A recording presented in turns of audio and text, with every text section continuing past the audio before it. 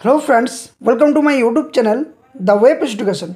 सो friends, এই মুহূর্তে একটা বিগ ব্রেকিং নিউজ রাজ্যে ওয়েস্ট বেঙ্গলে সমস্ত কন্ট্রাকচুয়াল যে এমপ্লয়িজ রয়েছেন, অর্থাৎ রাজ্যের প্যারা টিচার, অস্থায়ী কর্মী, আংশিক কর্মী সমস্তদের জন্য সুপ্রিম কোর্টে একটা বড় জয় ঘোষণা করা হলো।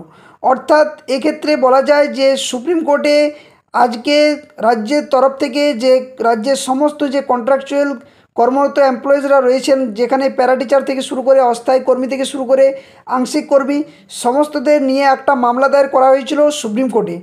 যে মামলা সমস্তটাই কিন্তু আজকে সুপ্রিম কোর্টে বিচারপতিদ্বয় খারিজ করে দেয়। তো কী নির্দেশ দেওয়া হয়েছে বিচারপতির তরফ থেকে, কোন কোন পরিষেবা প্রদান করতে হবে এরপর থেকে রাজ্য সরকারকে, এক্ষেত্রে কারা এই পরিষেবা পাবে, আবেদনকারী নাকি সকলে, সমস্ত তথ্যটা আপনাদের সামনে তুলে ধরবো ভিডিওর মধ্য দিয়ে।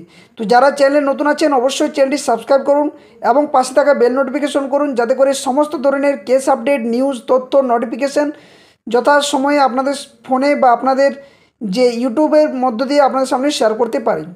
তো চলুন বিষয়টা কী ঘটেছে একবার ডিটেলস আলোচনা করা যাক।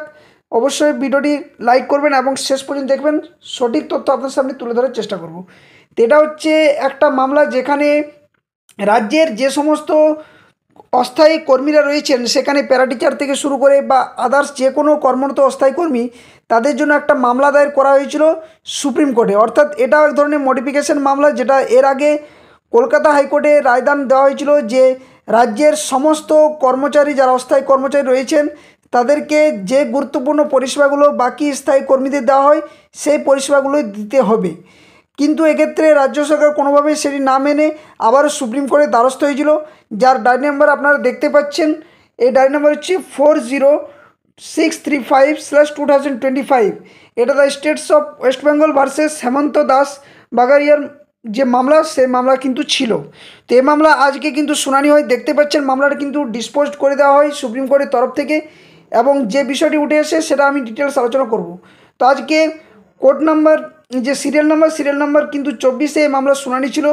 18/8/2025 অর্থাৎ 18 August honourable mister justice Manoj Mishra এবং অনারেবল মিস্টার জাস্টিস উজ্জ্বল ভূঁইয়ার ডিভিশন বেঞ্চে যে মামলাটি আজকে কিন্তু সুপ্রিম কোর্টে পুরোপুরি খারিজ করে দেয়, এবং যেখানে ক্লোজ যে কারণটা দেখানো হয় সেটা হচ্ছে delay content and matter dismissed including all pending less.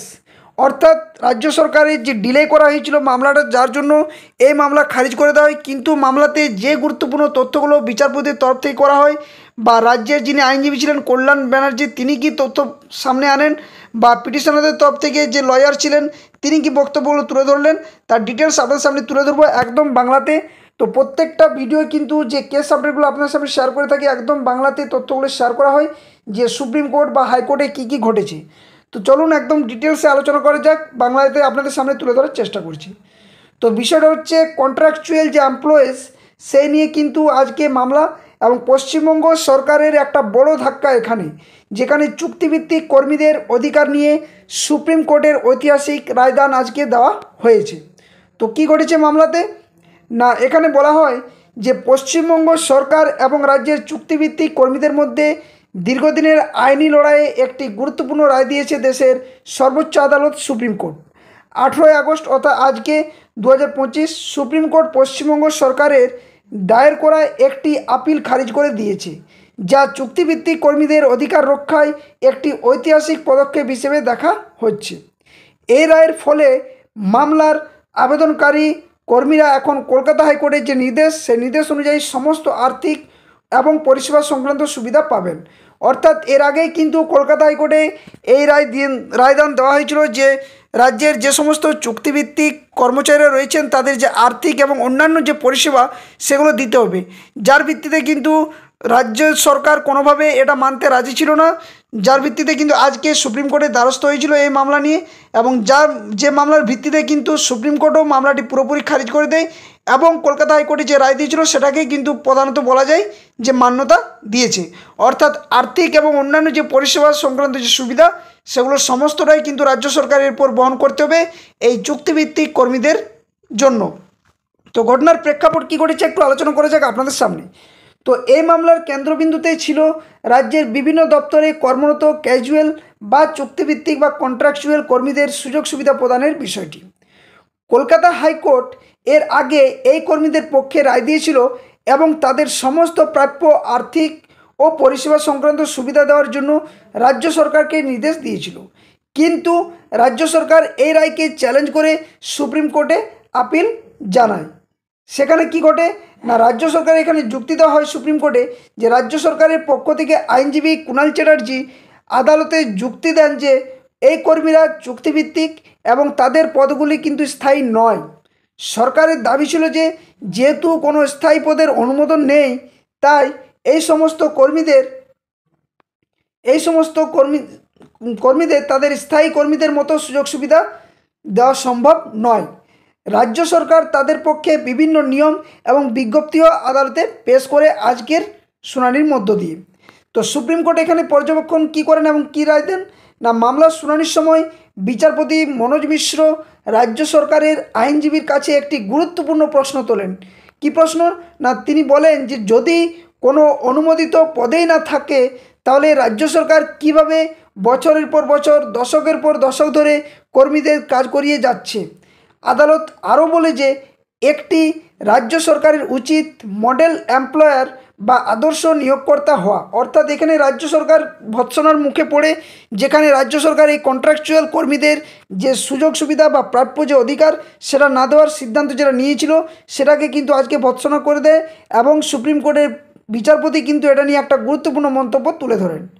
তো এই পর্যবেক্ষণের মাধ্যমে আদালত স্পষ্ট করে দেয় যে দীর্ঘ সময় ধরে কাজ করিয়েও কর্মীদের অধিকার থেকে কিন্তু বঞ্চিত করা অনুচিত বলেও জানানো হয়। এখানে সুপ্রিম কোর্টের রায় ও তার প্রভাব কী পড়ে না, সুপ্রিম কোর্ট পশ্চিমবঙ্গ সরকারের আপিলটি বিলম্বিত ক্ষমার কারণে খারিজ করে দেয়, অর্থাৎ ডিসপোজড করে দেয়, যার অর্থ হলো রাজ্য সরকার সময় মতো আপিল দায়ের করতে দেরি করেছিল। এই রায়ের ফলে কলকাতা হাইকোর্টের নির্দেশেই কিন্তু বহাল থাকলো। এর প্রভাবগুলি নিম্নে আলোচনা করা হলো আপনাদের সামনে। তো কী কী প্রভাব পড়তে পারে যে এই হাইকোর্টের রায় যদি বহাল থাকে তাহলে কী কী প্রভাব পড়বে। এক নম্বর হচ্ছে প্রথমত আবেদনকারীদের আজকে জয় ঘটেছে। এক্ষেত্রে কি বলা চলে না, আবেদনকারীদের জয়ের ফলে এই মামলার যে নির্দিষ্ট আবেদনকারীরা এখন কলকাতা হাইকোর্টের নির্দেশ মতো সমস্ত বকেয়া আর্থিক এবং পরিষেবা সংক্রান্ত সুবিধা পাবেন। অর্থাৎ যারা আবেদনকারী ছিলেন তারা কিন্তু কলকাতা হাইকোর্টের যে নির্দেশ দেওয়া ছিল এর আগে, তার ভিত্তিতে কিন্তু রাজ্য সরকারকে তাদের সমস্ত বকেয়া আর্থিক এবং অন্যান্য যে পরিষেবা সেগুলো সংক্রান্ত সুবিধাটা দিতে হবে। অন্যান্য কর্মীদের জন্য এখানে কী আশা রয়েছে, অর্থাৎ যারা আবেদনকারী নয় তাদের জন্য, যেটা আমি থাম্বনেলও দিয়েছিলাম আপনাদের। তো যদিও এই রায় শুধুমাত্র মামলার আবেদনকারীদের জন্য প্রযোজ্য, তবে এটি রাজ্যের অন্যান্য অস্থায়ী এবং চুক্তিভিত্তিক কর্মীদের জন্য একটি নতুন আশার আলো দেখিয়েছে। তারাও ভবিষ্যতে একই ধরনের আইনি পদক্ষেপ নিতে উৎসাহিত হবেন বলেও জানা যাচ্ছে। অর্থাৎ যারা এই আবেদনকারীদের মধ্যে ছিলেন তারা তো সুযোগ সুবিধাটা পাবেই, কারণ ওনারা যেহেতু কলকাতা হাইকোর্টের যে নির্দেশ সেই নির্দেশেই কিন্তু এরপর রাজ্য সরকারকে মানতে হবে। কিন্তু যারা আবেদনকারী নন, অর্থাৎ বাকি অন্যান্য ক্ষেত্রে যে অস্থায়ী বা চুক্তিভিত্তিক কর্মীরা রয়েছেন তাদেরও কিন্তু একটা আশার আলো দেখা যাচ্ছে যে এর ভিত্তিতে তারাও কিন্তু আবার যদি সুপ্রিম কোর্টের দ্বারস্থ হয় সেক্ষেত্রেও কিন্তু রাজ্য সরকারকে এই আইনি মতে বা এই আইনি বলবৎ ভিত্তিতে তাদেরকেও সমান সুযোগ সুবিধা প্রদান করতে হবে। তো রাজ্য সরকারের জন্য কি ধাক্কা এক্ষেত্রে না, সুপ্রিম কোর্টে এই মামলা খারিজ হয়ে যাওয়ায় রাজ্য সরকারের জন্য একটি বড় ধাক্কা বলা চলে। এর ফলে সরকারের উপর একটি আর্থিক এবং প্রশাসনিক চাপ কিন্তু সৃষ্টি হতে পারে। তো এই রায়টি চুক্তিভিত্তিক কর্মীদের অধিকার রক্ষায় একটি গুরুত্বপূর্ণ মাইলফলক হিসেবে দেখা হচ্ছে। এটি প্রমাণ করে যে দীর্ঘ সময় ধরে সেবা প্রদানকারী কর্মীদের প্রতি রাজ্যের একটি যে দায়বদ্ধতা রয়েছে এবং তাদের যে ন্যায্য অধিকার সেটাতেই কিন্তু আর বঞ্চিত করা যাবে না বলেও মনে করা হচ্ছে। তো এই ছিল আজকের মূল আপডেট, যেখানে রাজ্যের প্যারাটিচার থেকে শুরু করে অস্থায়ী কর্মী, আংশিক কর্মী যারা রয়েছেন সমস্তদের জন্যই কিন্তু সুপ্রিম কোর্টের যে রায় সে রায়ের ভিত্তিতে একটা বলা চলে বড় রায়দান এসছে এবং বড় জয় বলা চলে। এক্ষেত্রে রাজ্য সরকার কী পদক্ষেপ নিচ্ছে সেটাই কিন্তু এখন দেখার বিষয়। তো এই ছিল আজকের যে সুপ্রিম কোর্টের যে মামলা, সেই মামলার মূল যে খবরাখবর যে আপডেট সেটা আপনাদের সামনে তুলে ধরলাম। আশা করছি আপনারা সমস্ত ভিডিওর মধ্য দিয়ে বিষয়টা বুঝতে পেরেছেন। যদি ভিডিওটি ভালো লেগে থাকে তো অবশ্যই ভিডিওটি লাইক করবেন, বাকিদের সাথে শেয়ার করবেন, আর যারা চ্যানেলে নতুন আছেন অবশ্যই চ্যানেলটি সাবস্ক্রাইব করে পাশে থাকা বেল নোটিফিকেশনও করবেন। তো আবার কোনো একটা ভিডিওর মধ্য দিয়ে আপনার সামনে হাজির হচ্ছে, ততক্ষণের জন্য ধন্যবাদ। জয় হিন্দ, সকলে সুস্থ থাকুন, ভালো থাকুন।